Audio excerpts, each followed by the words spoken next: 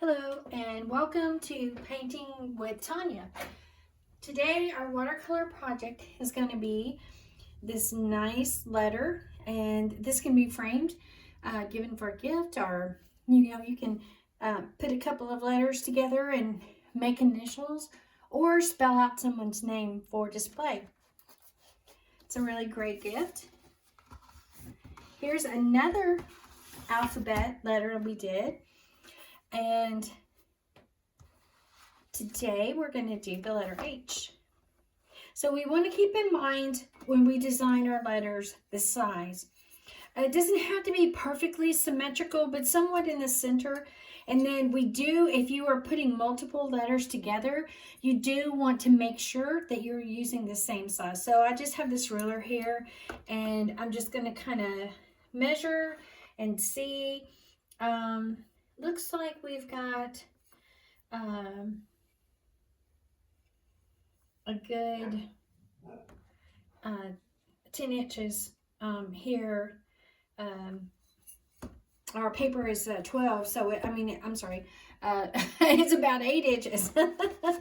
So we want to kind of keep it in that same size. So the brushes we're going to have in our project today, we're going to have a number 10 flat. We're going to have a number 12 round. And this is a script liner brush. It's a number 3. And then we have our pencil. We're also going to have our Winsor Newton watercolor paint. This is my palette that I use. And I'll be calling out the colors as I use them. And I'll try to get those in the comments for you as well. And then we're also going to be using drafting tape. I've got my my rag that I use. I've had the same one for years, and I also have a cup of fresh clean water. So you'll hear me in the video, it'll tang. that means I'm digging in that water over there. So I'm going to pull off some tape, and I'm going to take my corners just so it doesn't move around as I'm working.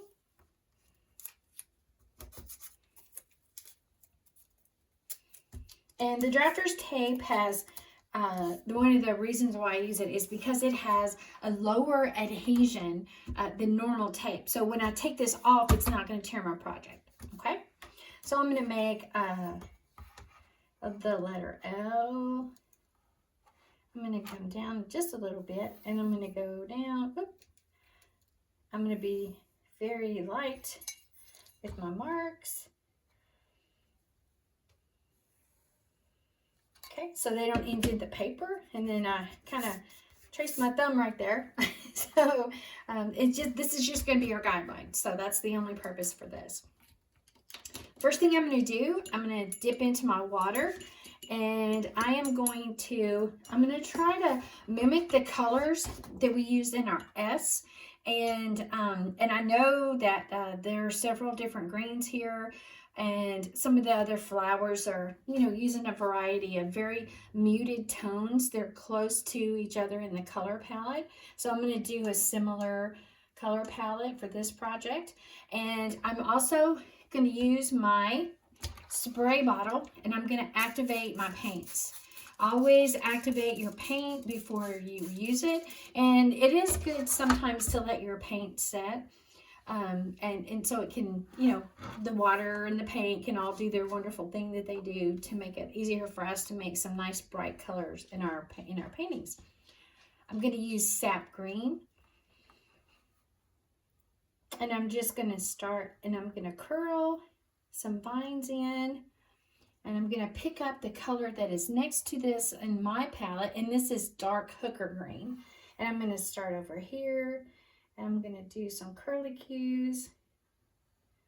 Just add a few, just makes it more interesting, maybe changing the direction that they come, and you can also add some straight ones in. I'm going to rinse off and tap into my yellow ochre. And I'm going to add some in. Just add a few in. Get some more paint. I kind of ran out of paint down here.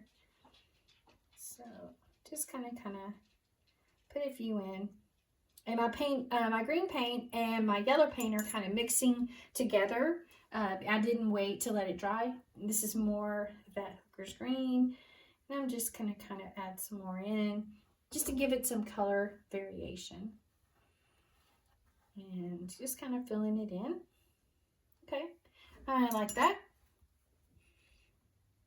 So we're going to let this sit for a moment because it is still wet. And we don't want to really get any other color introduced because it will bleed together. So we're going to work on our flowers on the outside edges. I'm going to tap in. I'm going to use my round brush, my number 12 round brush.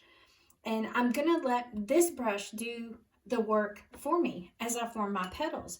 The first color I'm going to tap in is quinacridone magenta. And I just have paint on the very tip of my brush. And I'm going to come over and just tip it down onto the paper so it can make a petal shape for us. And I'm alternating. I'm turning.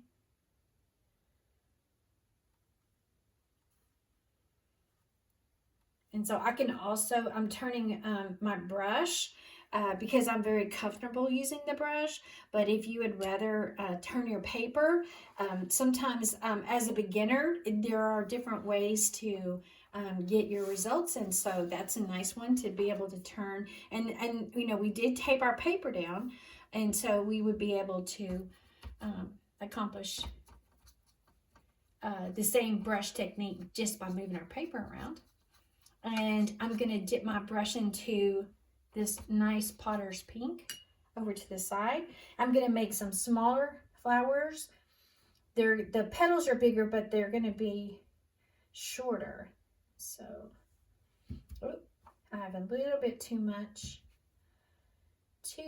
water on my brush. So I rinsed my brush out and wiped it on my towel over to the side. And I took off the water and then I just soaked this up over here. So we're going to let this sit for a minute because I really actually had too much water on my brush. So I'm going to let that sit. I'm going to tap in using my flat brush this time. It's my number 10 tap. I'm sorry, flat. And I'm going to tap into my orange, cad orange. And I'm going to use the side of my brush to make some flowers that have very straight petals. And we don't really know what the names of our flowers are. We are just going to make some interesting petals, interesting flowers. And most likely these are wildflowers. So I'm just turning my brush and I'm just tapping it down. And I don't have a lot of water on my brush. And so I made a couple there. And I'm going to swap over to my number 12 again, number 12 round. And I'm going to tap into some of this really nice lemon yellow. I'm going to make some petals very, very small.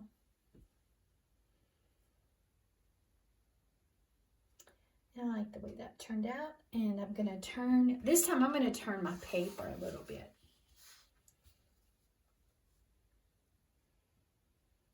And all of our flowers, they don't have to touch the letter and the vines that we created. They can just be out to the side a little bit. So I'm going to put a third one in here. And I'm going to turn my paper. I'm pretty happy with that. Yeah, that looks nice. Okay, so our flowers are wet. Some of our vines are wet. And you can see the colors modeled. They blended and kind of created a different type of color here. And also in this area. So while we're waiting for our petals to dry a little bit, I'm going to take one of my script brushes and I'm going to go back in and add some vines to this area. So I'm going to use sap green. And I'm just going to kind of twist.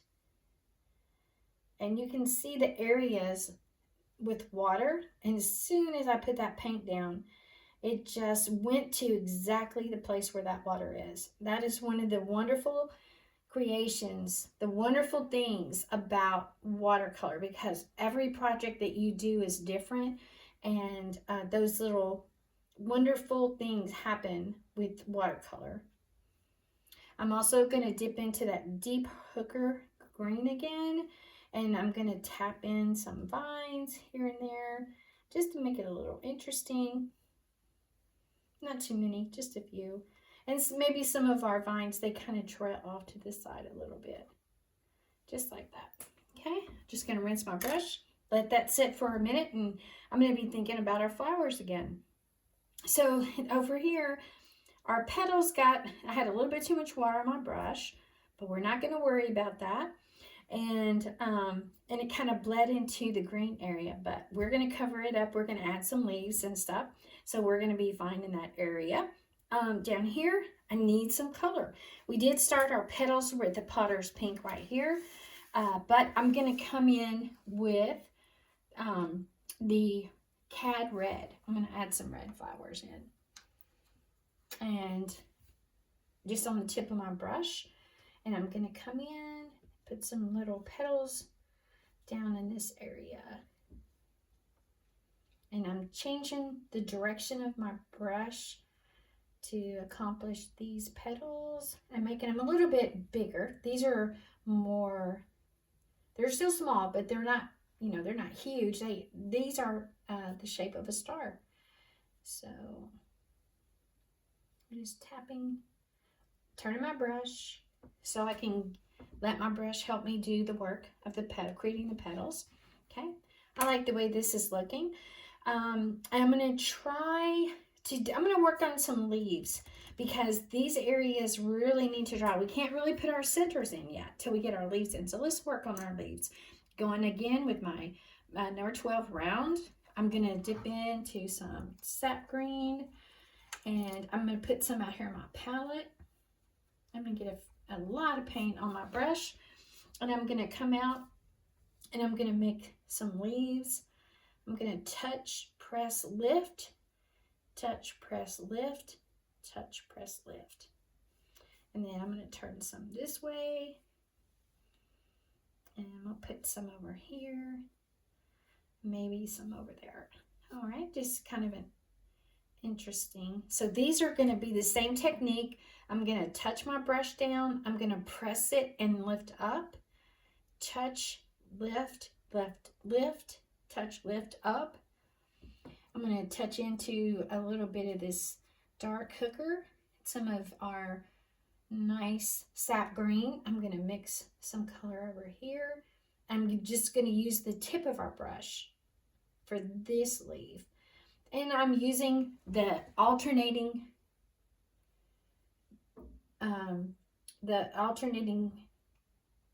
paint technique where I'm alternating my brush. Okay, I'm going to put some here. All right, pick up some more paint.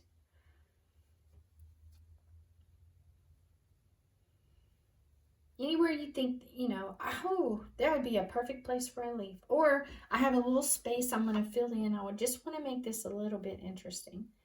So, and we're thinking about plants and nature, how vines grow, that we've seen and noticed, just visiting nature. And then I'm going to go back with my flat brush.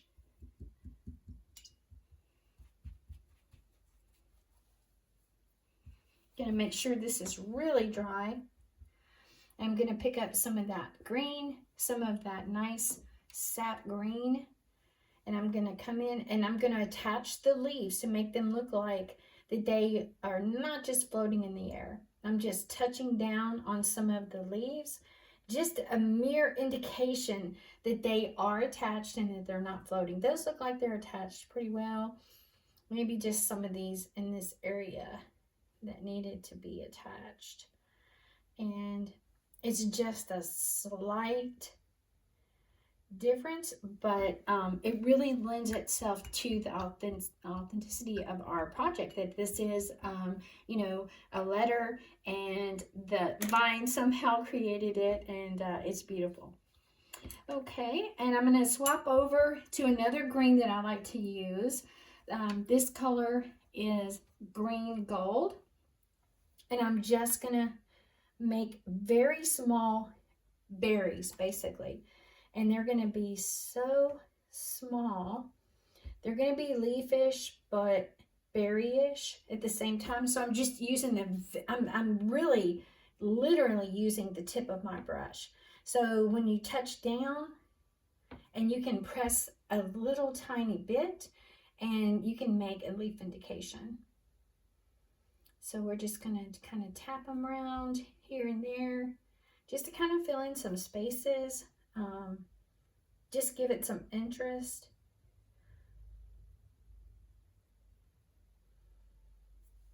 And yeah, that's very interesting. I like it. And then I'm going to kind of touch around some of my plants with this color also. The ones that are dry, we don't want to spend our time correcting the problems that are going to be caused because we touched a wet flower from, you know, mixing two paints together when they're not dry. All right, so I'm just going to kind of put a few in there. Okay, I really like that. And I'm going to try to go back into my Potter's Pink and work on this area here. And I'm going to create a third petal. I'm going to, sometimes when you pick up your brush, you can tell this brush doesn't have any water in it, and the bristles have separated, okay? So when you have a wet brush, the bristles go back together. So when it's extremely dry, just wiped off the excess moisture, and it looks like this. So that kind of helps you know that it's little tips that you learn as you paint with watercolor for a long time. And I knew when I picked this up, I didn't have enough water. So it's a fine line between having too much water and not enough water. And one way that you can test to see what you have until you learn, I have this practice sheet on the side. So when I touch down, I notice I have water, but I don't have enough paint. Okay, so I picked up more paint, no more water.